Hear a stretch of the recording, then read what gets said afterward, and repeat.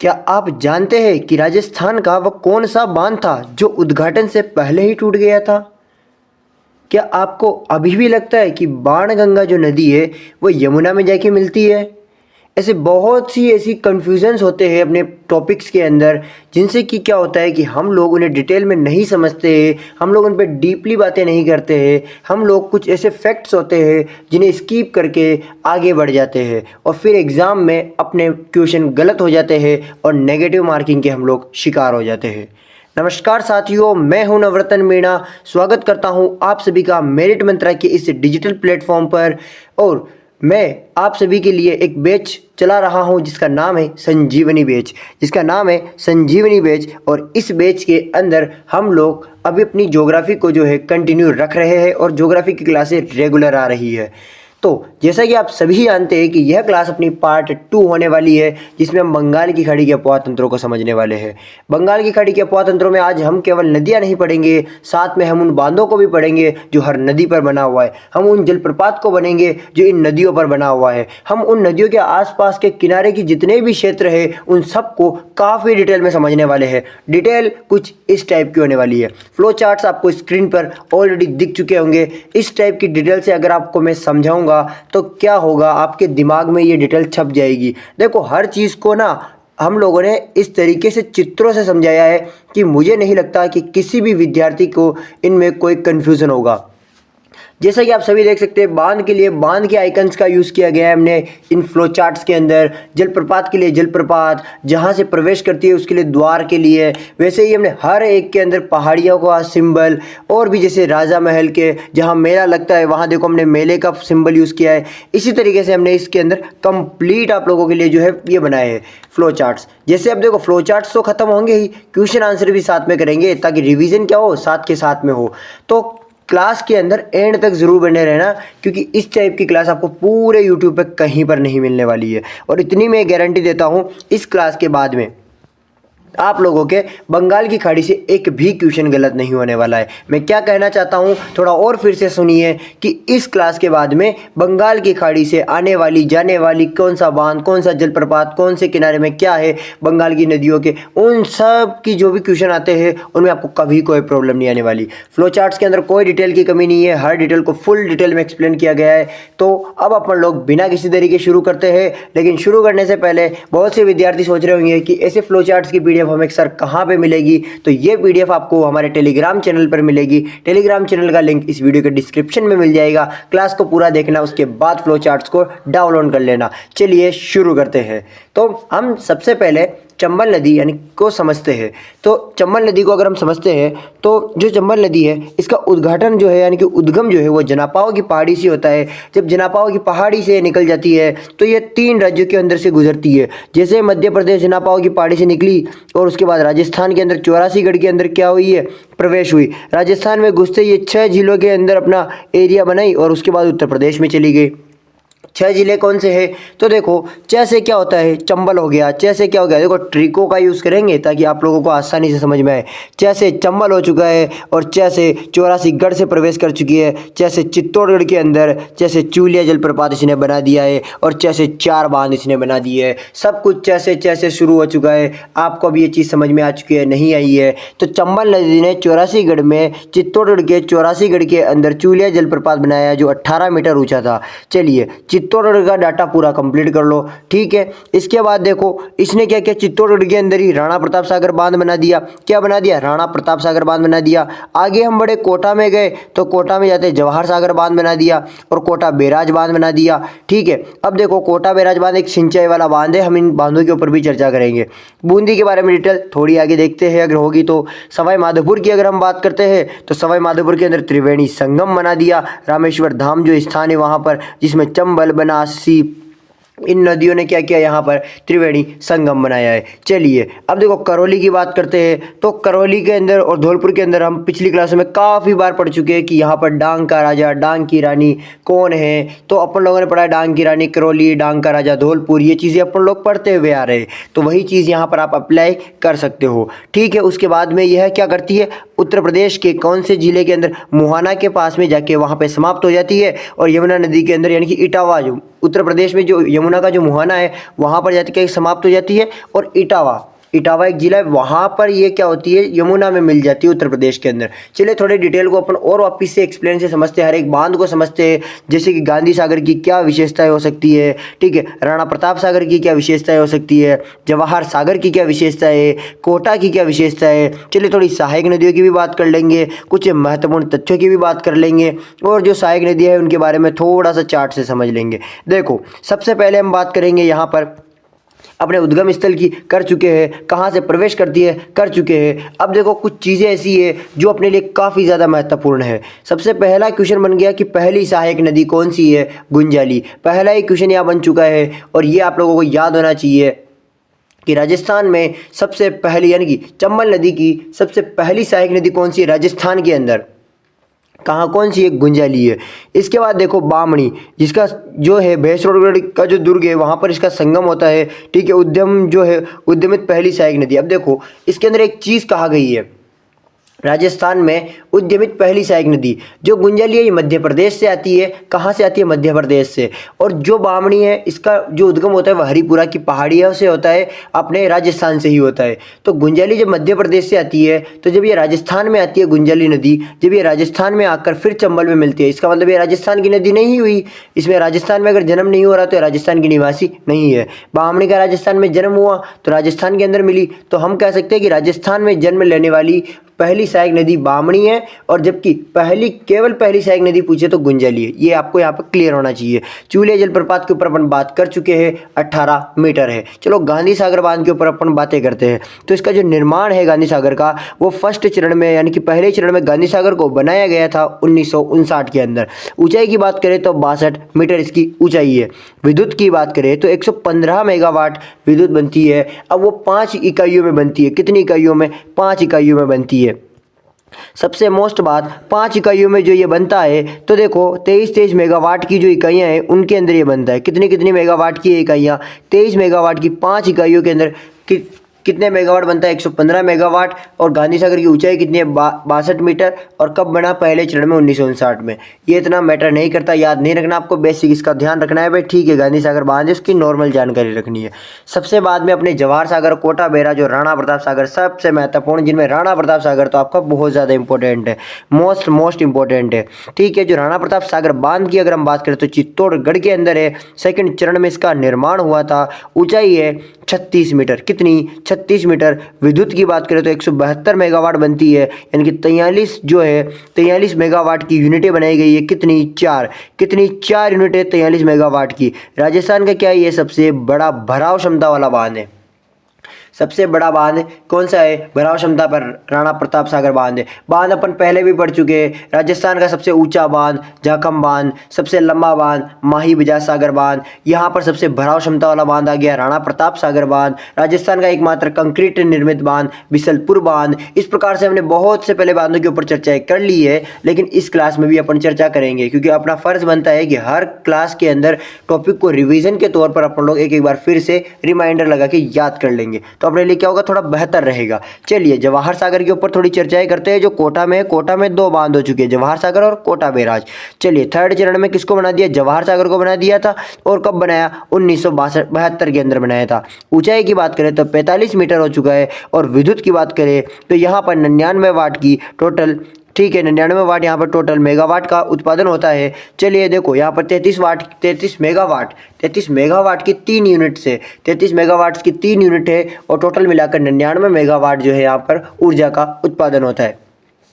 चलिए हम चंबल नदी पर थोड़ा और आगे चलते हैं, कोटा बैराज पर मिलते हैं। और कोटा बैराज क्या है, सबसे बड़ा कैचमेंट एरिया का बांध है। चलिए एक और क्वेश्चन बन चुका है, सबसे बड़ा कैचमेंट एरिया का बांध कौन सा है, कोटा बैराज। कौन सा, कोटा बैराज है। चलिए इसका भी निर्माण फर्स्ट चरण में ही हुआ था 1960 में, लेकिन ये विद्युत का कोई काम नहीं करता, ये सिंचाई के लिए ही बनाया गया बांध है। कंप्लीट काम क्या करता है, ये सिंचाई का काम करता है।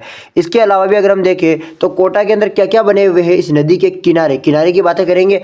अब देखो जैसे किनारे की अगर हम बातें करें यहाँ पर, तो एक चीज़ आपको मैं यहाँ पर दिखाता हूँ कि जो इसके किनारे है, चंबल नदी के किनारे, एक तो क्या है आप लोगों के चूलिया जलप्रपात हो चुका है, और जो कोटा में जो है आपकी क्या क्या चीज़ें बची हुई है किनारे में, तो कोटा में Chambal garden, river front, seven wonders, Kota Durg, ये सब कहाँ पर है, कोटा में बसे हुए हैं जो इसके किनारे है। रावत भाटा जो शहर है, यानी कि जो रावत भाटा है वो किसके किनारे बसा हुआ है, चंबल नदी के। केशवराय पाटन यानी कि जो बूंदी में जो गांव है, जो शहर है, जो तहसील है, जो भी है ये किसके सहारे बसी हुई है, चंबल नदी के। यहीं पर ही केशव जी का व सुव्रतनाथ जी का और अजीज मक्का, ये तीन क्या है यहाँ पर स्थल है। केशवनाथ जी का मंदिर, सुव्रतनाथ जी का मंदिर और अजीज मक्का की दरगाह केशवराय पाटन, जो कि आपके कहाँ पर है, चंबल नदी के किनारे स्थित है। अब देखो कुछ और चीज़ें हैं यहाँ पर, जैसे कि यहाँ पर क्या हुआ है, एक घड़ियाल अभ्यारण्य खोला गया है, यूनेस्को विश्व प्राकृतिक धरोहर हेतु नामित, यानी कि बाद में इसे रद्द कर दिया गया घड़ियाल अभ्यारण्य को। नदी अभ्यारण्य जिसका नाम क्या है, घड़ियाल अभ्यारण्य। अटल बिहारी वाजपेयी जी की अस्थियों का विसर्जन भी यहीं पर होता है, ठीक है। विश्व की एकमात्र नदी, सबसे मोस्ट इम्पोर्टेंट चंबल नदी की बात है कि विश्व की ये एकमात्र नदी है जहां पर 100 किलोमीटर के दायरे में 3 बांध है। कितने? 3 बांध, यानी कि 4 में से कितने?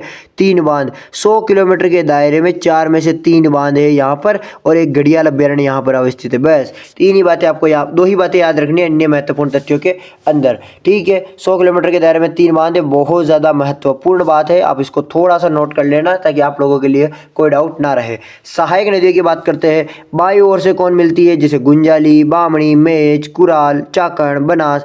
ये राजस्थान की सबसे बड़ी नदी है बनास, राजस्थान की सबसे बड़ी नदी है अंत प्रवाह की दृष्टि से। थोड़ा और इसके ऊपर चर्चा करेंगे बाद में। दाई ओर से अगर हम बात करें तो काली सिंध, पार्वती, कुन्नू, सीप, ये नदियां दाई ओर से मिलती है।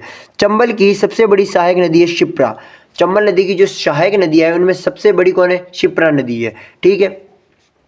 आगे हम देखते हैं, आगे की स्लाइड में चलते हैं जिसमें हम काली सिंधु और आहू को पढ़ेंगे। चंबल नदी अपनी यहाँ पर कंप्लीट हो चुकी है। अब चंबल नदी की सहायक नदियों के ऊपर चर्चा करेंगे, जिसमें सबसे पहले काली सिंध और आहू नदी की बात करेंगे।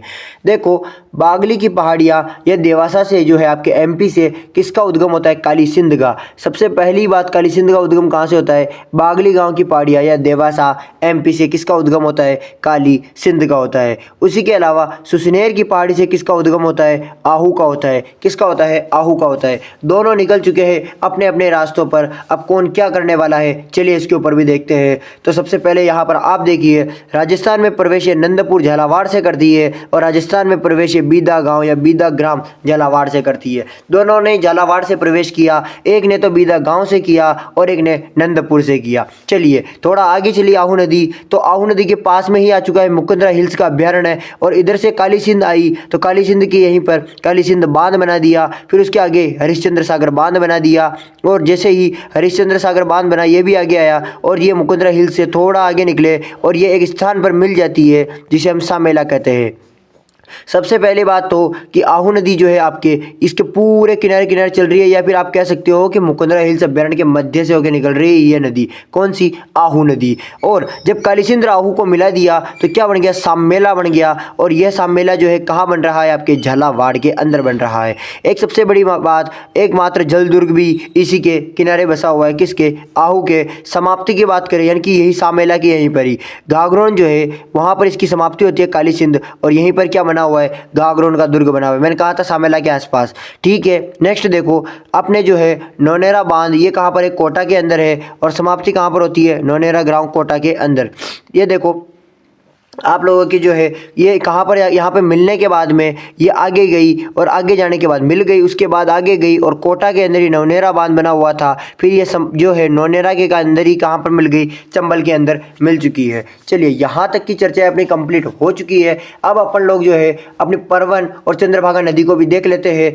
मैं आशा करता हूँ कि आपको एक कंप्लीट जो है मैं समझा रहा हूँ समझ में आ रहा होगा, और अगर आपको नहीं समझ में आया है तो क्लास को थोड़ा सा स्लो कीजिए और वापस से पीछे जाकर वापस से एक बार समझने की कोशिश कीजिए। चार्ट को पहले अपने दिमाग में उतारे, फिर समझने की कोशिश कीजिए, तो आपको आसानी से समझ में आएगा। एग्जाम के लास्ट टाइम पीरियड में अगर कोई स्टूडेंट इन चार्ट को केवल 5-5, 10-10 मिनट में ऐसे पढ़ कर देख के चला जाएगा तो उसको सब कुछ याद हो जाएगा इन चार्ट से ही, क्योंकि ये चार्ट एकदम छोटे बच्चों के जैसे बनाया गया था कि आप लोगों को आसानी से सबको समझ में आए। देखो परवन नदी और चंद्रभागा नदी, ठीक है, ये भौगोलिक और सांस्कृतिक विवरण की बात करते हैं अपन इनके भी। परवन और चंद्रभागा नदी को अगर हम पढ़ते हैं तो देखो सबसे पहले परवन नदी के ऊपर अपन चलते हैं, जहां पर इसका उद्गम हो गया मालवा के पठार एमपी से। कहां से होता है? मालवा के पठार एमपी से। दूसरी साइड चंद्रभागा नदी आ चुकी है, जिसका उद्गम होता है सेमाली ग्राम झालावाड़ से, यानी कि ये तो मध्य प्रदेश से आएगा और ये कहाँ से आएगी? अपने झालावाड़ से आएगी। चलिए, दोनों नदी अपने अपने जगह से निकल चुकी है और इसकी सहायक नदी कौन है? परवन की, यानी कि अजनार और घोड़ा पछाड़ मिलने के बाद परवन बनती है। थोड़ा सा इसका ध्यान रखना, यानी कि इसी जगह से दो नदियां निकलती है, घोड़ा पछाड़ और अजनार, फिर परवन नदी बनती है। लेकिन अपन लोग जो है ज़्यादातर परवन नदी पढ़ते हैं। चलिए वो छोड़िए, परवन नदी आ चुकी है यहाँ पर। जैसे ही परवन नदी आगे आती है और यहाँ पर इसी के किनारे शेरगढ़ अभ्यारण्य बना हुआ है। देखो, सांप की शरण स्थली जिसे कहा जाता है, शेरगढ़ अभ्यारण्य बना हुआ है परवन नदी के किनारे पर ही। किसके किनारे? परवन नदी के किनारे। अब देखो, ये राजस्थान में इस बॉर्डर से प्रवेश तो कर गई, तो प्रवेश कहाँ से करती है? खारीबोर झालावाड़ से। कहाँ से परवन नदी ने प्रवेश किया? खारीबोर झालावाड़ से। चंद्रभागा को तो कहीं से प्रवेश करवाने की जरूरत है ही नहीं, क्योंकि ये तो ऑलरेडी क्या है? अपने प्रवेश में ही है, राजस्थान के अंदर ही उद्गम हो रहा है। देखो, सबसे मोस्ट इंपॉर्टेंट बात, परवन नदी प्रवेश कहां से करती है? खारीबोर झालावाड़ से। किनारे क्या है? शेरगढ़ अभ्यारण्य, सांपों की जिसे हम शरण स्थली कहते हैं। इसके बाद चंद्रभागा नदी की थोड़ा, अब देखो यहाँ पर इसे थोड़ा सा रोकिए। चलिए आगे चलते हैं और जैसे चंद्रभागा नदी आगे आगे हम चलते हैं, चंद्रभागा नदी, और फिर यहीं पर चंद्रभागा नदी के किनारे पर ही चंद्रभागा पशु मेला भी भरता है। ठीक है, जो कार्तिक पूर्णिमा को झालरापाटन झालावाड़ के अंदर भरता है। चंद्रभागा नदी के किनारे पर ही चंद्रभागा पशु मेला भरता है, जो कार्तिक पूर्णिमा के दिन झालरापाटन झालावाड़ में भरता है। फिर ये आगे जाते हैं और आगे जाने के बाद इसकी समाप्ति हो जाती है। समाप्ति कहाँ होती है? यानी कि राजस्थान की बॉर्डर पर आ चुकी है। खड़िया ग्राम झालावाड़ के बाद ये किस में चली गई? एमपी के अंदर चली गई। खड़िया ग्राम झालावाड़ पर ही इसकी समाप्ति हो गई। फिर ये आगे गई और आगे जाने के बाद यहीं पर ही, अगर हम परवन नदी को थोड़ा आगे आती है, परवन नदी, जब परवन नदी आगे आती है तो परवन नदी के आगे ही हम देखते हैं यहाँ पर देखो शेरगढ़ अभ्यारण्य भी निकल चुका है। तो शेरगढ़ दुर्ग भी यहीं पर बना हुआ है, बारां के अंदर। कहाँ पर बना हुआ है? बारां में शेरगढ़ दुर्ग बना हुआ है। ठीक है, केशवर्धन दुर्ग भी इसे कहते हैं। कहाँ पर है? बारां में है। फिर उसके बाद यहाँ पर आगे आए और इसी के किनारे, परवन नदी के किनारे ही एक बांध बना हुआ है जिसका नाम है अकावदा। क्या नाम है? अकावदा कला बांध। क्या है? अकावदा कला बांध, जिसे खानपुर झालावाड़ के अंदर बना हुआ है। और पहला मोबाइल ऑपरेटिंग, सबसे मोस्ट, मैं पूरी स्लाइड को एक बार क्लीन कर रहा हूँ फिर से। देखो, आपके कोई कंफ्यूजन या फिर कोई यहाँ से इधर उधर झोलमाल हो चुका है तो वापिस से समझने का प्रयास करो।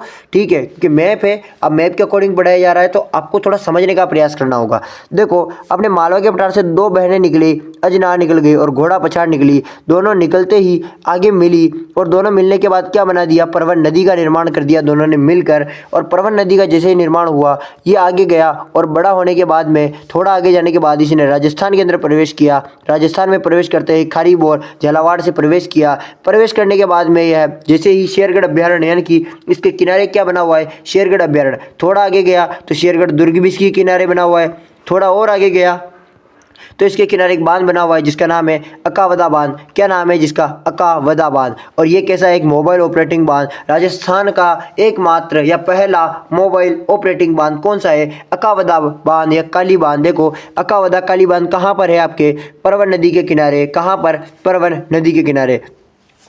हाँ, आप ऐसा देखो, यहाँ पर परवन नदी आ चुकी है। कभी कभी ऑप्शन में अगर आपको परवन नदी ना मिले, अजनार या घोड़ा पछाड़ में दोनों में से भी कोई एक मिले तो भी आप लगा सकते हो, क्योंकि वो इसी का पार्ट है। ठीक है, ये नहीं है कि आप नहीं लगा सकते, लगा सकते हो। लेकिन अगर ऑप्शन में तीनों है तो आपको परवन नदी को फर्स्ट प्रायोरिटी देनी है। ठीक है, कन्फ्यूजन करने के लिए कभी कभी बन जाती है ऐसी कंडीशंस।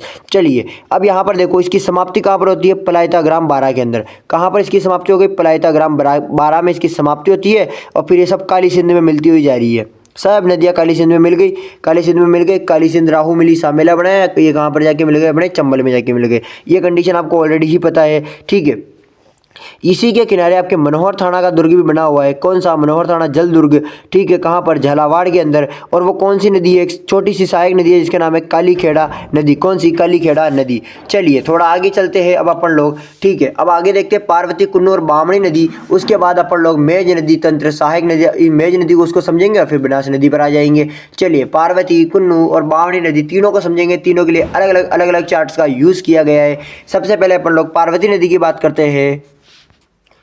पार्वती नदी के अंदर इसका उद्गम जो है, देखो उद्गम सबका एक एक करके पढ़ ही लेते हैं साथ के साथ में।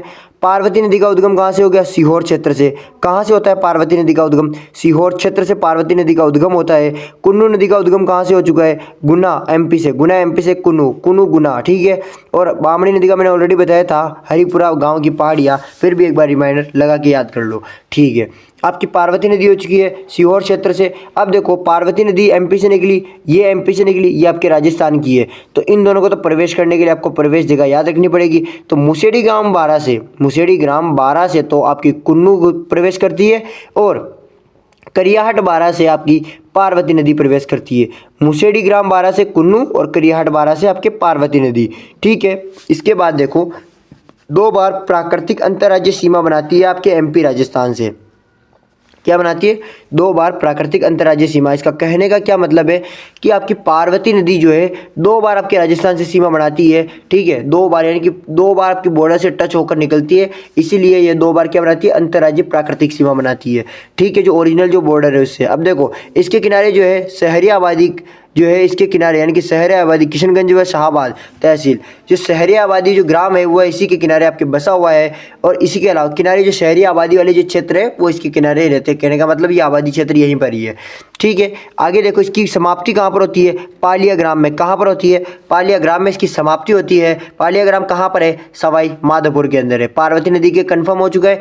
अब कुन्नू नदी की बात करें तो देखो कुन्नू नदी राजस्थान में 2 बार प्रवेश करती है। कितनी बार? 2 बार प्रवेश करती है। फर्स्ट बार मुसेड़ी ग्राम से, फिर वापस एमपी में चली जाती है, फिर वापस प्रवेश करती है, और वो करती है गोवर्धनपुरा ग्राम से, यानी कि 2 बार प्रवेश करती है आपकी है। और इसकी समाप्ति होती है पालिया ग्राम के पास में, इसकी भी, ठीक है। और ये चंबल में मिल रही है ये भी।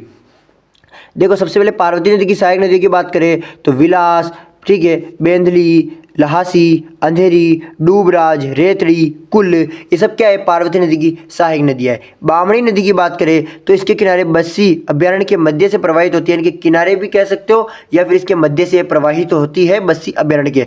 चित्तौड़ की क्या है? चहल पहल। बस्सी अभ्यारण्य को क्या कहते हैं? चित्तौड़ की चहल पहल। और इसकी समाप्ति भैंसरोड चित्तौड़गढ़ के अंदर होती है, और फिर ये उसमें अपने चंबल में मिल चुकी है। चलिए अपन लोग थोड़ा आगे चलते हैं और मेज नदी के ऊपर चर्चाएं करते हैं, जिसका उद्गम अपने बिजुलिया की पहाड़ियों से होता है। कहाँ से होता है? बिजुलिया की पहाड़ियों से होता है।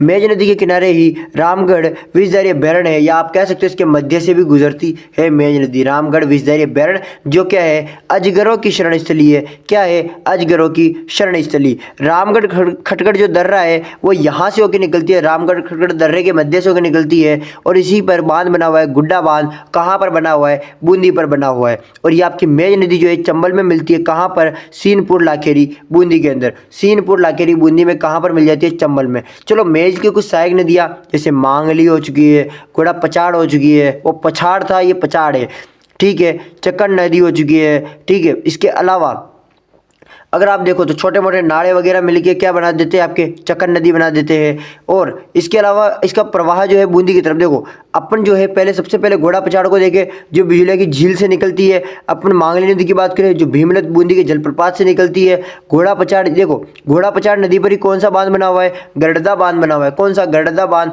यानी कि उद्घाटन से पूर्व टूट गया था। जो मैंने फर्स्ट में बात की थी, उद्घाटन से पूर्व ही कौन सा बांध टूट गया था? गड़दा बांध, जो उद्घाटन से पूर्व ही टूट चुका था। देखो अगर हम बात करें तो गड़दा बांध और जसवंत सागर जो 2 बांध है ये उद्घाटन से पूर्व ही टूट चुके थे। 2007 की बात है जसवंत सागर की। दोनों उद्घाटन से पहले टूट गए थे। 2 ही बांध है, ठीक है। गड़दा बांध तो कौन सी नदी पर है? घोड़ा पछाड़ पर। और जसवंत सागर कौन सी नदी पर है? लूनी नदी पर। कौन सी नदी पर है जसवंत सागर? लूनी नदी पर बना हुआ है। आगे अगर हम देखते हैं, यहाँ तक अपनी घोड़ा पछाड़ खत्म है, मांगली नदी खत्म हो चुकी है। इसका उद्घाटन छोटी नदी नालों से होता है, चक्कर नदी का। और इस पर एक चाकण बूंदी परियोजना चलाई गई है, चाकण परियोजना चलाई गई है, ठीक है। ऊपर माल के पठार से एक प्रवाह, छोटी सी एक नाले का प्रवाह होता है जो बूंदी की तरफ से, ठीक है, जिसे अपन बूंदी प्रवाह जो भी कह सकते हैं। और वो भी आपके इसी में मिलती है, समाप्ति सवाई माधोपुर की सीमा पर, यानी कि ये सब चंबल के अंदर मिल जाती है। चलिए मेज नदी के बाद बनास नदी की बात करेंगे। सबसे मोस्ट इंपॉर्टेंट नदियों में से एक है बनास भी। उसके बाद आयड़, बेड़ जो बनास की सहायक है। और राजस्थान की प्रमुख कोठारी व खारी नदियां जो है इनके ऊपर अपन चर्चाएं करेंगे। खारी नदी के बारे में अपन ने शुरू में ही पढ़ा था, तीनों अपवाह तंत्रों के अंदर विद्यमान नदी है ये। मतलब नाम सेम है। इसके अलावा जो छोटी मोटी सी नदियाँ हैं उनको देखेंगे, और फिर उसके बाद एक बड़ी नदी है बाणगंगा और एक गंभीर, ये अपने बड़ी बड़ी नदियाँ हैं। उसके बाद अपन क्वेश्चन आंसर्स को कर लेंगे।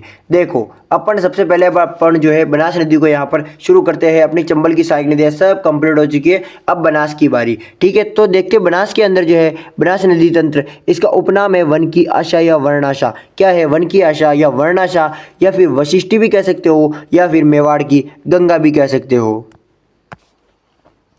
लंबाई की बात करें तो इसकी जो कुल लंबाई है वह 480 किलोमीटर है। अभी नवीनतम लंबाई इसकी निकाली गई है, 515 किलोमीटर बताई जा रही है नवीनतम लंबाई।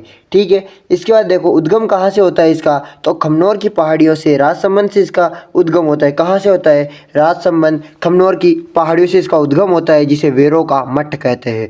इसके किनारे गिलुंड सभ्यता जो राजसमंद में है वह इसके किनारे ही अवस्थित है। ठीक है, यहाँ से निकल चुकी है। अब यहाँ से निकलने के बाद ये राजसमंद के अंदर गई, चित्तौड़ में गई, भीलवाड़ा में गई, अजमेर में गई, टोंक में, और फिर सवाई माधोपुर के रामेश्वर धाम के अंदर ये चंबल नदी के अंदर मिल जाती है। अब देखो अपन इसको देखें तो सबसे पहले राजसमंद को अगर अपन देखते हैं तो राजसमंद के अंदर एक बांध बना हुआ है, जिसका एक नाका बना हुआ है जिसका नाम है बागेरी का नाका। ठीक है, वो बांध टाइप का ही होता है, वो यहाँ पर बना हुआ है। और यहीं पर नंद संबंध, यह राजसमंद के अंदर, यह भी इसी के किनारे अवस्थित है। ठीक है, आगे देखते हैं। बागेरी का नाका अपने राजसमंद में अवस्थित है। चित्तौड़ में आए तो चित्तौड़ में क्या क्या है, तो चित्तौड़ में मात्रकुंडिया बांध, चित्तौड़गढ़ राजमी तहसील के अंदर जो मात्रकुंडिया बांध है वो आपके कहाँ पर है? चित्तौड़ के अंदर है। इसके अलावा भी टोंक के अंदर, जैसे हम टोंक में जाते हैं तो टोंक के अंदर ये अपने त्रिवेणी संगम बनाता है, बनास डाई खारी वाला, और बिगोद के अंदर ये बनास बेड़स मेनाल वाला त्रिवेणी संगम बनाता है। तो दो आपके त्रिवेणी संगम हो चुके हैं। एक ये कहाँ पर बनाता है, तो एक आपके देवदाव जोधपुरिया, ये भी आपके टोंक के अंदर है। तो यहाँ पर बनास मानसी और बांडी का बनाता है क्या? त्रिवेणी संगम। चौथे नंबर पर सवाई माधोपुर के अंदर बनाता है आपके बनास सीप और चंबल का रामेश्वर धाम के अंदर, जिसे मीणाओं का प्रयागराज कहते हैं, उसमें यहाँ पर ये त्रिवेणी संगम बनाता है। ये तो अपने त्रिवेणी संगम हो चुके। अब देखो ये जो अपने बनास नदी है इसके किनारे बिशलपुर बांध बना हुआ है। ठीक है, बिशलपुर बांध जो अपना राजस्थान का सबसे बड़ी पेयजल परियोजना है और कंक्रीट निर्मित बांध है। ठीक है, और इसके अलावा कुछ और भी अगर हम इसके डाटास को चेक करें तो इसरदा बांध जो सवाई माधोपुर में है वो भी इसी के किनारे बना हुआ है। डूंगरी बांध सवाई माधोपुर में प्रस्तावित है, वो भी अभी प्रस्तावित है, बना नहीं है, वो भी इसी के किनारे बना हुआ है। ये सारी की सारी डिटेल किसकी? अपनी बनास नदी की होती है। इसकी समाप्ति रामेश्वर धाम के अंदर होती है, मैंने हमने ऑलरेडी कर ली है। जब हमने देखा कि अपने 4 त्रिवेणी संगम बन चुके हैं तो एक त्रिवेणी संगम की और बात करते हैं, जो बेणेश्वर धाम के अंदर 100 माही जाखम के संगम पर बनता है, 100 माही जाखम के संगम पर। और एकमात्र क्या है, खंडित शिवलिंग यहाँ पर अवस्थित है बेणेश्वर धाम में।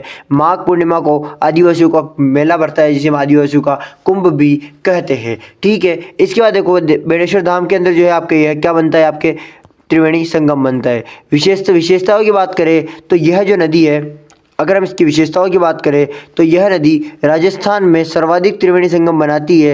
राजस्थान में कुल 5 त्रिवेणी संगम है, जिनमें से 4 बनास और 1 माही बनाती है। ये आपके लिए इंपॉर्टेंट हो चुके हैं। हाँ, हालांकि देवधाम जोधपुरिया की जो नदियाँ मिलती है वो थोड़ी थोड़ी सी दूर मिलती है, लेकिन फिर भी अपन लोग इन्हें एक जो है त्रिवेणी संगम के रूप में देखते हैं। देखो इसके बाद अगर अपन आगे चलते हैं आयड और बेड़च नदी तंत्र पर, तो यह देखो इसके बारे में अगर हम देखें तो इनका उद्गम जो है आयड नदी का वो आपके कहाँ पर होता है? गोगुंदा से होता है। कहाँ से होता है? गोगुंदा हिल्स यानी कि गोगुंदा की पहाड़ियों से होता है। आयड नदी निकल चुकी है गोगुंदा की पहाड़ियों से, 190 किलोमीटर इसकी लंबाई बताई जाती है, और इसके किनारे आहार सभ्यता बसी हुई है। लेकिन इससे पहले हम थोड़ी चर्चा करें, जैसे आपके आयड नदी आती है, ठीक है, वहाँ से निकलने के बाद में कुछ 13 किलोमीटर बहने के बाद ये उदय सागर झील के अंदर गिर जाती है। ये आपकी उदय सागर झील है, यहाँ पर गिरी, और उसके बाद में ये आगे जाने के बाद क्या कहलाती है? बेड़च नदी कहलाती है। देखो सबसे पहले यहाँ देखो 13 किलोमीटर आगे बढ़ने के उदय सागर झील में गिर गई। उसके बाद देखो मदार बांध, एक छोटा सा बांध बना हुआ है यहीं पर, जिसका नाम है मदार बांध। और जो मदार बांध बना हुआ है उसी के उस साइड में देखो आपके आहार सभ्यता बनी हुई है। ये आपके लोकेशंस के अकॉर्डिंग बता रहा हूँ मैं। ठीक है, उदय सागर झील में गिरी। ठीक है, जहाँ पर एक गिरती है वहीं पर क्या है? मदार बांध बना हुआ है। उदय सागर में गिरने के बाद यहाँ पर ही इसी में इसे कौन सी सभ्यता? आहार सभ्यता बसी हुई है। उसके बाद ये बेड़च नदी कहलाती है। बेड़च नदी बन गई, उसके बाद इसकी सहायक नदियाँ है गंभीरी, ओरई, वागन और गुजरी। ये 4 नदियाँ क्या इसकी सहायक नदियाँ हैं। ये इसकी सहायक नदियाँ हो चुकी है। अब इसके किनारे क्या क्या है? देखो अपवाह तंत्र जिले, कौन कौन से जिलों में बहती है, तो उदयपुर में आ चुकी है, चित्तौड़गढ़ में आ चुकी है, फिर भीलवाड़ा में आ चुकी है तीसरे नंबर पर, ठीक है। और भीलवाड़ा में आने के बाद में, ये भीलवाड़ा में आ गई, उसके बाद में इस नदी है जो गंभीर अपनी बेड़च नदी है, यह कंप्लीट नदी। इसके बाद देखो भीलवाड़ा में यहाँ पे चित्तौड़गढ़ में आए, चित्तौड़गढ़ के अंदर नगरी सभ्यता इसके किनारे विकसित हुई है। कौन सी? नगरी सभ्यता। इसके बाद देखो चित्तौड़गढ़ के अंदर एक चीज़ और है, वो है गोसुंडा बांध। कौन सा? गोसुंडा बांध, जो आपका अप्पावास गांव चित्तौड़गढ़ के अंदर बना हुआ है। अब इसकी समाप्ति कहाँ पर होती है? तो इसकी समाप्ति होती है बिगोद में, जहाँ पर त्रिवेणी संगम बनता है। पिछली ही स्लाइड में हम लोग पढ़कर आए थे कि आपके बिगोद में त्रिवेणी संगम बनाती है बेड़च, बनास और मैनाल के साथ में। देखो यहाँ पर बनास, ये मैनाल आ रही है और ये दरसिया अपने बेड़च नदी आ रही है, तीनों मिलके क्या बना रही है? आपके त्रिवेणी संगम बना रही है। चलो यहाँ तक की चर्चा हो चुकी है। अब आगे की थोड़ी अगर हम देखें तो जो गंभीर नदी है ये चित्तौड़गढ़ के अंदर है। उद्गम जो है जावर की पहाड़ी रतलाम से होता है। गंभीर नदी के ऊपर छोटी सी एक बात है इसमें, उसको देख लेते हैं। गंभीर नदी को संगम है वो है चटियावली मैसा का पठार, वहाँ पर संगम होता है, जहाँ पर क्या बना हुआ है? चित्तौड़गढ़ दुर्ग बना हुआ है। यानी कि गंभीर और बेड़च के जहाँ पर मिलन होता है वहाँ पर क्या बना हुआ है? चित्तौड़गढ़ दुर्ग बना हुआ है। आगे हम देखते हैं राजस्थान की प्रमुख नदियों के बारे में, जिनमें से कोठारी और खारी नदियाँ। कोठारी जो नदी है इसकी कुल लंबाई 145 किलोमीटर है। वही खारी जो है यह नदी कहाँ से निकलती है? बिजराल की पहाड़ियाँ राजसमंद से निकलती है। कोठारी अपने दीवर की पहाड़ी राजसमंद से निकलती है। दोनों का गांव एक ही है, बस जगह अलग है। खारी बिजराल की पहाड़ी से निकलती है, कोठारी दीवर की पहाड़ी से निकलती है। कोठारी के किनारे बागोर सभ्यता भीलवाड़ा में विकसित हुई है। वहीं पर अगर हम इसमें देखें तो यह जो है इसके बांध बना हुआ है एक नारायण सागर बांध। क्या बना हुआ है? नारायण सागर बांध बना हुआ है।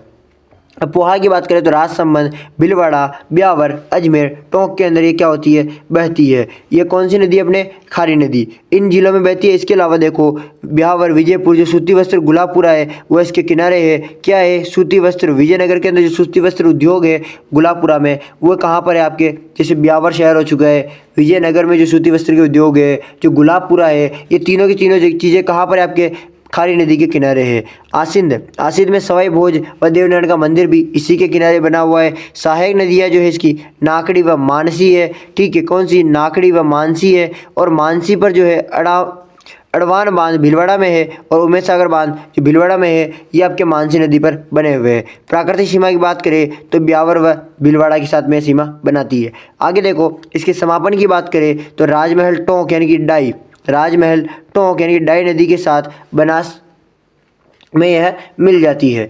आगे अगर हम देखें तो भीलवाड़ा की जीवन रेखा किसे कहते हैं? कोठारी नदी को कहते हैं, जिस पर बागोर की सभ्यता इसके किनारे विकसित हुई है और दीवर की पहाड़ियों से इसका उद्गम होता है। अपवाह तंत्र की बात करें तो राजसमंद और भीलवाड़ा ही है केवल। और समापन की बात करें तो नंदराय स्थान भीलवाड़ा बनास में इसका समापन होता है, ठीक है। मेज नदी की बात करते हैं, जहाँ पर इसकी भीलवाड़ा की जीवन रेखा किसे कहते हैं? कोठारी को कहते हैं, ठीक है। अब कोठारी की बात कर रहे हैं। ग्रीन माउंट पार्क भी इसी के किनारे बसा हुआ है।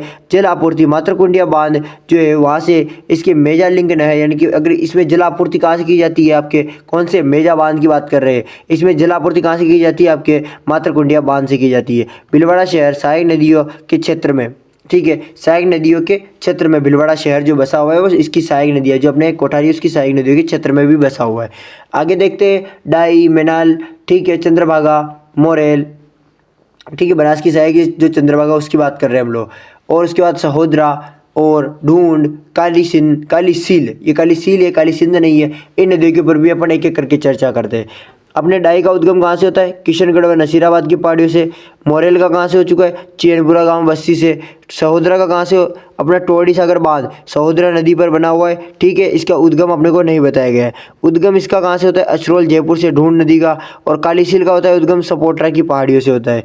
चंद्रभागा का उद्गम होता है आमेट राजसमंद से। और मैनाल का उद्गम होता है मांडलगढ़ की पहाड़ियों से, ठीक है। ये सबका उद्गम अपन ने एक साथ देखा हुआ है। किस पर क्या क्या बना हुआ है थोड़ा उसको देखते हैं। लसाड़िया बांध बना हुआ है डाई नदी पर। और मैनाल जलप्रपात बना हुआ है चित्तौड़गढ़ भीलवाड़ा की सीमा पर, जो मैनाल की नदी पर बना हुआ है। इसके किनारे मातरकुंडिया चित्तौड़गढ़ का यानी कि राजस्थान का हरिद्वार बसा हुआ है चंद्रभागा के किनारे, ठीक है। बनास की सहायक जो चंद्रभागा है वो दूसरी, ये चंद्रभागा दूसरी है। और अगर हम इसकी बात करें तो मोरेल बांध बना हुआ है मोरेल नदी पर, टोडी नदी पर टोडी सागर बांध बना हुआ है सहोदरा नदी पर, ठीक है, अपने सहोदरा नदी पर। वहीं पर ढूंढ की बात करें तो इसमें कनौता बांध बना हुआ है, राजस्थान का सर्वाधिक मछली उत्पादन वाला बांध जो है वो बना हुआ है। और इसमें काली सील के अंदर किनारे करौली के अंदर केवला देवी का मंदिर इसी के किनारे स्थित है। केवला देवी अभ्यारण्य के मध्य से प्रवाहित होती है। और देखो काली सील का समापन कहाँ होता है, समय मधुपुर में मोरेल में होता है इसका समापन, और इसका समापन लालसोट दौसा में मोरेल में हो जाता है। इसके अलावा विशेषता एकमात्र बांध जिसमें सभी मोरिया खोले जाने पर पानी नहीं बसता। सहोदरा की बात है कि इसमें कुछ भी पानी नहीं बसता अगर सारे गेट खोल दिए जाए तो, ठीक है। अगर हम यहाँ देखें डाई नदी का समापन राजमहल के अंदर बनास में हो जाता है, और मैनाल का हो जाता है बनास के अंदर समापन। वहीं पर चंद्रभागा का कहाँ पर होता है आपके समापन, इसका कुछ बताया नहीं गया है, लेकिन ये बनास की सहायक है इसलिए इसका समापन भी बनास के अंदर ही हो जाता है। मोरेल नदी की बात करें तो ये जयपुर ग्रामीण यानी कि जयपुर के अंदर दौसा और सवाई माधोपुर के अंदर बहती है। मिट्टी से बना राजस्थान का दूसरा सबसे बड़ा बांध, मिट्टी से बना राजस्थान का दूसरा सबसे बड़ा बांध, इसी के किनारे है मोरेल बांध। कौन सा, मोरेल बांध। इसके अलावा देखो सहायक पहला कौन सा है आपके गंभीर नदी पर बना हुआ है पांचना बांध। सहायक नदी है ढूंढ व कालीसील और कालीसील, ठीक है। समापन की बात करें तो खंडार सवाई माधोपुर, कौन सा, खंडार सवाई माधोपुर बनास नदी में यह मिल जाती है। चलिए यहाँ तक की अपनी चर्चाएं कंप्लीट हुई है। अब अपने पास केवल और बनास बाणगंगा ही, गंभीर और बाणगंगा नदी ही बची हुई है। क्लास को अपन लोग ज़्यादा भी लंबा नहीं करेंगे लेकिन डिटेल्स को अच्छे से समझेंगे। हाँ हो सकता है मैं थोड़ा स्पीड में समझा रहा हूँ, कहीं कहीं पे कुछ अटक जाते हैं क्योंकि कभी कभी बोलते समय गला सूख जाता है तो कभी कभी अटकने की प्रॉब्लम हो सकती है। बाकी जो है ऐसी अपने कोई प्रॉब्लम नहीं है, ठीक है। अब देखो एक चीज़ की मैं आपको बीच में अभी बता रहा हूँ, ठीक है। थोड़ा टॉपिक को थोड़ा साइड में रख के मैं आप लोगों के लिए कोई फ्री चीज़ लेकर आया हूँ, उसके बारे में आपको बता देता हूँ कि मैं आप लोगों को एक फ्री टेस्ट सीरीज़ देने वाला हूँ, फ्री की एक टेस्ट सीरीज़। और ये टेस्ट सीरीज़ पूरी ऑथेंटिक होगी, पूरे PYQs पर आधारित टेस्ट सीरीज लूँगा। उसके अंदर क्या बेनिफिट होगा चलिए सुनते हैं। फ्री टेस्ट सीरीज़ को लागू कब किया जाएगा, यानी कि चालू कब किया जाएगा, चैनल पर अपने जैसे ही 100 सब्सक्राइबर की फैमिली कंप्लीट होती है, आप सभी के प्यार से और आप सभी के सपोर्ट से अगर 100 सब्सक्राइबर की अपनी फैमिली कंप्लीट होती है तो मैं आपके लिए फ्री जो है टेस्ट सीरीज चलाऊंगा। यानी कि जो अपन लोगों ने सोमवार से शनिवार तक पढ़ा है उस सभी का अपन रिवीजन करने के लिए एक टेस्ट सीरीज चलाएंगे। उस टेस्ट सीरीज के अंदर आप लोगों के हर संडे को आपके एक टेस्ट होगा जिससे कि आप लोग अपने रिवीजन को काफ़ी बेहतर कर सकते हो। ये आपके टेस्ट सीरीज़ की बात हो चुकी है। अगर जैसे भी रीट मेंस का एग्ज़ाम आ रहा है तो अगर हम चाहते हैं कि रीट मेंस के एग्ज़ाम के लिए हम लोग मैराथन क्लास लगाई, ज्योग्राफी हो चुकी है बड़ी बड़ी, जैसे ज्योग्राफी, जैसे हिस्ट्री, जैसे कल्चर, तो हो सकता है कि आपके ज्योग्राफी के कोर्स की जो क्लासेज है वो बीच में कभी भी रुक सकती है। यानी कि जैसे ही रीट का एग्ज़ाम पास में आएगा तो हम इन क्लासों को कुछ टाइम के लिए बंद करेंगे और आपके रीट एग्ज़ाम के लिए मैराथन क्लासें लगाएंगे। और मैराथन क्लास के अंदर फ्लो चार्ट, PYQ भर के इतने डीपली तरीके से समझाने का प्रयास किया जाएगा कि आपके कोई भी डाउट नहीं रहेगा और एग्ज़ाम में जाओगे तो आपको वैसा का वैसा ही छपा का छपा मिलेगा, क्वेश्चन भी। इतना तो मैं आपको कह सकता हूँ। हाँ ये है कि अपने नोट से बाहर कोई क्वेश्चन नहीं जाने वाला है आपके एग्ज़ाम के अंदर, इसीलिए आप इन नोट्स को थोड़ा समझ के पढ़ के ज़रूर जाना। इसके बाद भी अब देखो, इसके बाद भी आप कहते हो कि अगर कि सर आपकी क्लास के अंदर इस चीज़ की कमी है, उस चीज़ की कमी है, तो आप वो चीज़ ज़रूर बताइए मुझे, क्योंकि अगर आप मुझे कमियां बताओगे तो मैं उन कमियों को और सुधारूंगा। और क्योंकि हम लोग जो है अभी शुरू से स्टार्ट किया यूट्यूब चैनल, तो अब देखो 0 लेवल के टीचर से, ठीक है, हम लोगों को पढ़ाने का एक्सपीरियंस है, लेकिन ऑनलाइन अगर हम पढ़ा रहे हैं, ठीक है, तो अगर आप लोग जो है बताओगे कि सर क्या कमी रह चुकी है तो हम उस कमी में सुधार करेंगे। सुधार करने के बाद आप लोगों के लिए बेहतर और अच्छी क्वालिटी एजुकेशन हम देने की प्रयास करेंगे। चलिए अब अपनी बातें हो चुकी है। अब आप लोग जो है फ्री टेस्ट सीरीज़ को कितना जल्दी चाहते हो कि कितनी जल्दी अपनी फ्री टेस्ट सीरीज़ आए, तो आप उतनी जल्दी अपनी फैमिली को कंप्लीट कीजिए। चलिए अब शुरू करते हैं अपने टॉपिक के ऊपर आकर। बाणगंगा नदी को हम पढ़ते हैं।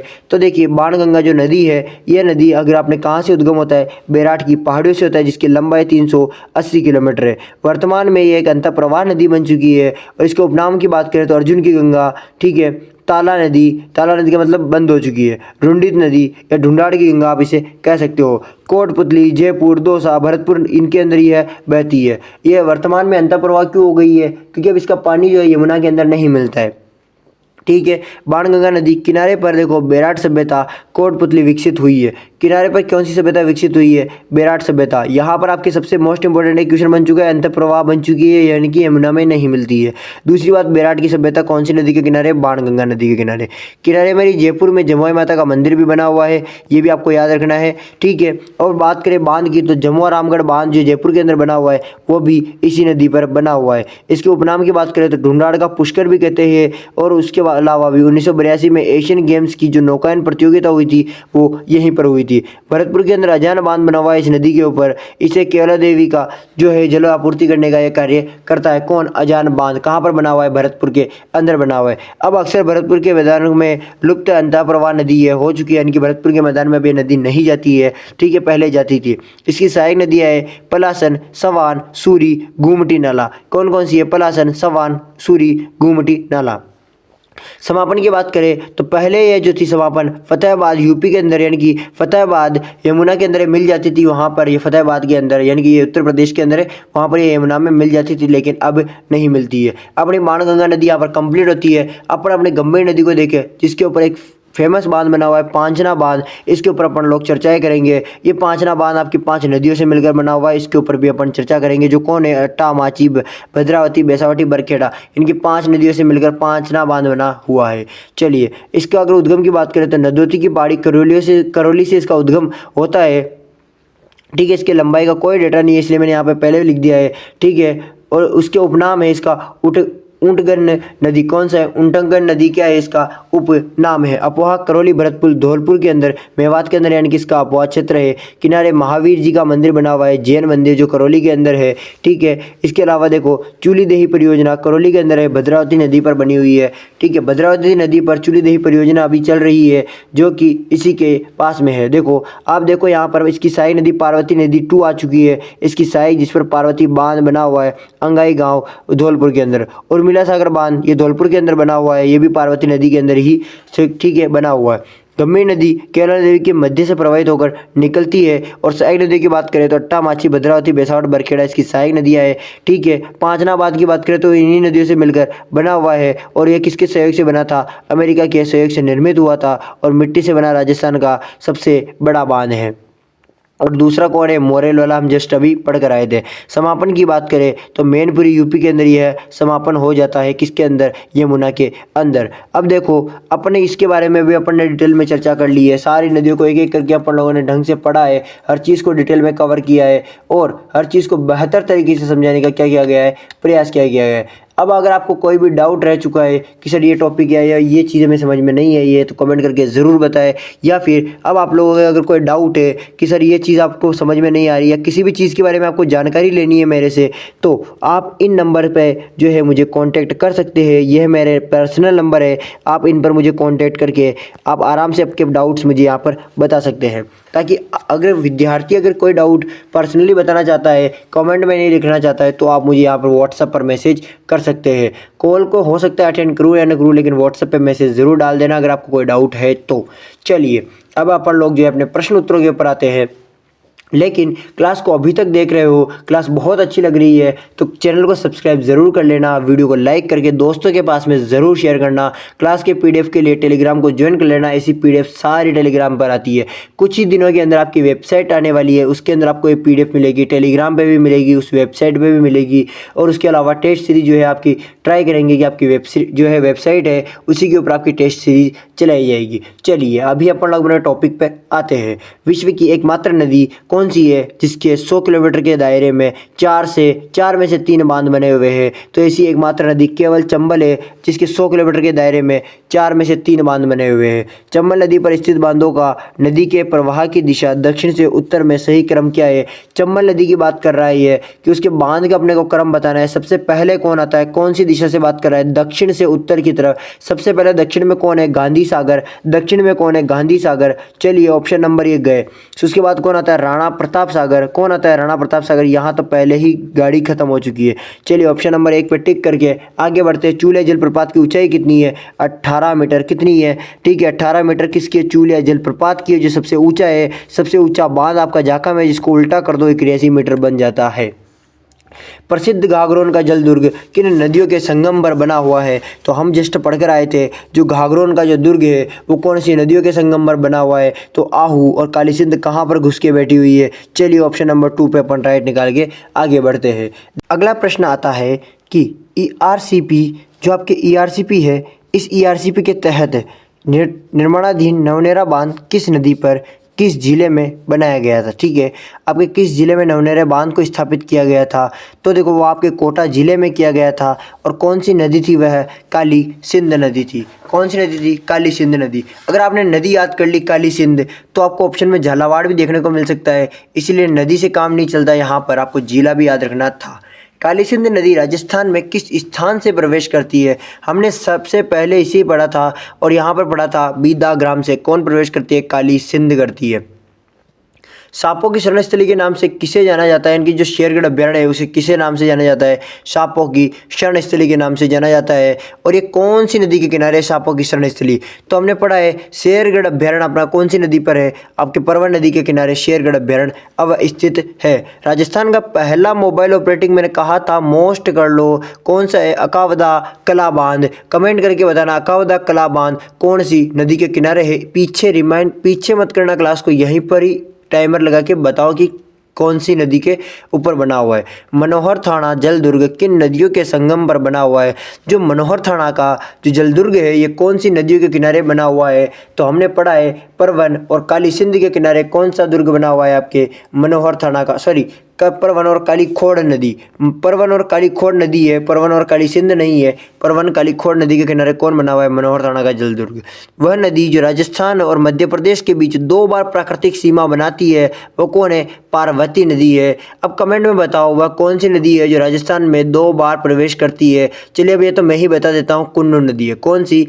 कुन्नू नदी है। लेकिन आपको ध्यान रखना है ऐसी चीज़ें, ठीक है। बस्सी अभ्यारण्य के मध्य से कौन सी नदी प्रवाहित होती है? तो बामणी नदी आपके बस्सी अभ्यारण्य के मध्य से प्रवाहित होती है। उद्घाटन से पूर्व ही टूट जाने वाला गरडदा बांध किस नदी पर स्थित है? तो आपको मैंने बताया था गरडदा बांध थोड़ा इंपॉर्टेंट है और घोड़ा पछाड़ नदी है। कौन सी? घोड़ा पछाड़ नदी। बनास नदी पर स्थित त्रिवेणी संगम का सही मिलान कीजिए। क्या बिगोद के अंदर बनास बेड़च मैनाल मिलती है? क्या राजमहल के अंदर बनास डाई खारी मिलती है? क्या रामेश्वर के अंदर बनास सीप चंबल नदी मिलती है? क्या उपयुक्त सभी सारे ही सही है? तो यहाँ पर आप देखो बिगोद के अंदर कौन कौन सी नदियाँ मिलती है? तो बनास बेड़च और मैनाल जो नदियाँ हैं ये आपके बिगोद के अंदर मिलती है, एकदम सही बात है। वहीं पर राजमहल के अंदर कौन सी नदियाँ मिलती है? तो राजमहल के अंदर बनास डाई खारी सही है। रामेश्वर धाम के अंदर बनास सीप चंबल सही है, यानी कि उपयुक्त सभी आपका चौथा आंसर इसके अंदर राइट हो जाएगा। इसरदा बांध की अगर हम बात करते हैं तो जो इसरदा बांध है ये किस जिले में स्थित है? तो इसरदा बांध जो है वो आपके सवाई माधोपुर में है स्थित है। कौन से? सवाई माधोपुर में स्थित है। बनास नदी पर का जो उद्गम स्थल है वो वेरो का मठ कहाँ पर है? वेरो का मठ किसे कहते हैं? इतना याद रख लो, खमनोर की पहाड़ी राज्य संबंध को कहते हैं। किस झील के बाद आयड़ नदी का नाम बेड़च हो जाता है? ये बहुत बार पूछे जाने वाले प्रश्नों में से एक है उदय सागर झील। चित्तौड़गढ़ दुर्ग किन नदियों के संगम पर बना हुआ है? तो चित्तौड़गढ़ दुर्ग हमने पढ़ा था बेड़च और गंभीर नदी के किनारे कौन सा दुर्ग बना हुआ है? चित्तौड़गढ़ दुर्ग बना हुआ है। नेक्स्ट प्रश्न, मेजा बांध किस नदी पर बनाया गया है और जो भीलवाड़ा को जल आपूर्ति करता है? मेजा बांध आपको मैंने पढ़ाया था, मेजा बांध आपके कोठारी नदी पर बना हुआ है। कोठारी नदी जो है भीलवाड़ा से निकलती है, भीलवाड़ा इन्हीं के किनारे बसा हुआ है। कोठारी उसकी सहायक नदी होगी। वह कौन सा बांध है जिसकी सभी मोरियां यानी कि सारे गेट खोल दे तो उसमें एक बूंद पानी नहीं बचता? सहोदरा नदी पर बना वो एकमात्र बांध जिसका नाम है टोडी सागर बांध। अर्जुन की गंगा व रुंडित गंगा किस नदी को कहते हैं? जिसे अपन लोग जो है ताला नदी भी कह सकते हैं। ये हो गए अपनी बाण गंगा नदी। केवला देवी घना पक्षी विहार को जलापूर्ति अजान बांध से होती है। किससे होती है? अजान बांध से होती है। ठीक है, ये अपने को पता रखना है। लेकिन यह जो है अजान बांध ये कौन सी नदी पर बना हुआ है? तो अगर आप ऑप्शन में देखकर कहीं गंभीर लगा दो तो पहले से गंभीर हो जाना। ठीक है, यहाँ पर अपना आंसर राइट आंसर कौन हो जाएगा? बाण गंगा। गंभीर में गंभीर नहीं होना, बाण गंगा को याद रखना है। मिट्टी से बना राजस्थान का सबसे बड़ा बांध जो है वो पांचना बांध है। कौन है? ये एक क्वेश्चन बन चुका है। लेकिन ये किन नदियों के संगम पर बना हुआ है? मैं बार बार बोल रहा हूँ 5 नदियाँ, पांचना बांध। अब 5 नदियाँ यहाँ पर 1 2 3 4 5 इसमें भी आ गई है, 1 2 3 4 और 1 5 इसमें भी आ चुकी है। लेकिन पहला ऑप्शन तो पहले ही गलत कर दो, इस 1 2 3 4 5 सब में 5 नदियाँ है। अब अपने को दिमाग लगाना है कि पूर्व यानी कि 5 ना करौली में है, और करौली में कौन कौन सी नदियाँ है, अट्टा, माची, भद्रावती, बेसावटी, बरखेड़ा, ये नदियाँ कहाँ पर है आपके करौली की तरफ में है। आगे देखो गंभीर नदी का उद्गम स्थल कहाँ पर है, तो गंभीर नदी का जो उद्गम होता है वो होता है नदौती की पहाड़ी, करौली से होता है। करौली में आपके सपोर्टर की पहाड़ियाँ दे दी जहाँ से आपके कालीसिल नदी का उद्गम होता है, लेकिन आपको याद नहीं रखना, आपको नदौती की पहाड़ियाँ याद रखनी है। 1982 में एशियन गेम्स की जो नौकायन प्रतियोगिता की हुई थी वो कौन सी झील या कौन से बांध में आयोजित हुई थी, कौन से झील या बांध में पूछी गई है। हमने पढ़ा था जमुआ रामगढ़, क्या पढ़ा था, जमुआ रामगढ़ ढूंढाड़ का पुष्कर, ठीक है। इसमें नौकायन प्रतियोगिता 1982 में हुई थी। ब्राह्मणी नदी का उद्गम स्थल कौन सा है, बामणी नदी का उद्गम स्थल कौन सा है, हमने पढ़ा है हरिपुरा की पहाड़ियाँ क्या है, बामणी नदी का उद्गम स्थल है। आगे देखो झालावाड़ और 12 जिलों के बीच में जो परवन नदी है उसमें कौन से दुर्ग पर जो है इसकी सीमा बनती है। परवन नदी जो निकलती है वो कौन से दुर्ग के पास से निकलती है, इनकी सीमा बनाती है, तो हमने पढ़ा है शेरगढ़ की जो सांपों की शरण स्थली है, शेरगढ़ अभ्यारण्य, ठीक है। वहीं पर ये शेरगढ़ दुर्ग भी अपने इसी के किनारे बसा हुआ है। देवधाम जोधपुरिया टोंक में है, वहाँ पर देवनारायण जी का मंदिर है, और वह किन नदियों के संगम पर बना हुआ है, देवधाम जोधपुरिया, तो यह आपके बना हुआ है। देखो देवधाम जोधपुरिया ये तो आपके राजमहल टोंक में गया है, इसलिए आपका क्या होगा इसमें बनास, मानसी और पांडी नदी से कौन सा आपका संगम बनता है, देवधाम जोधपुरिया वाला त्रिवेणी संगम बनता है। चलिए अब आगे देखते हैं हम लोग, तो यहाँ पर अपने जो है अपने नोट्स भी कवर कर लिए, पीवाईक्यूज भी कवर कर लिए है, और भी जो डिटेल्स थी छोटी मोटी उनको भी कवर किया। देखो जो अपने पीवाईक्यू नहीं कह सकते एमसीक्यू थे आज की क्लास में, लेकिन इनसे अपना जो है आपको पता चल चुका है नोट्स से क्वेश्चन कैसे बनेंगे। अब सबसे महत्वपूर्ण बात क्या आती है, सबसे ज्यादा इंपॉर्टेंट बात यह है कि अगर आपको क्लास अच्छी लगी तो आपको इसे लाइक करना है, अगर आपको इस क्लास में कोई डाउट है तो आपको कमेंट करना है, ठीक है। और अगर आपको इससे पहले कि अगर आप रेगुलर स्टूडेंट हो और फिर भी सब्सक्राइब नहीं करा तो सब्सक्राइब तो करना बनता ही है। देखो व्यूज भी आ रहे हैं वीडियोस पर, 100+ व्यूज आ रहे हैं लगभग, तो 100+ सब्सक्राइबर भी होने चाहिए ताकि आप सभी के लिए फ्री टेस्ट सीरीज आ सके। क्या सके फ्री की टेस्ट सीरीज आ सके, तो फ्री टेस्ट सीरीज पढ़ने के लिए अपनी फैमिली को बढ़ाइए, इस क्लास की पीडीएफ लेने के लिए टेलीग्राम को ज्वाइन कीजिए, ऐसी और बेहतरीन क्लास लेने के लिए यूट्यूब को सब्सक्राइब कीजिए मेरिट मंत्रा के। मिलते हैं अपनी नेक्स्ट क्लास में अपवाद तंत्र के पार्ट 3 के अंदर, तब तक के लिए जय हिंद जय भारत।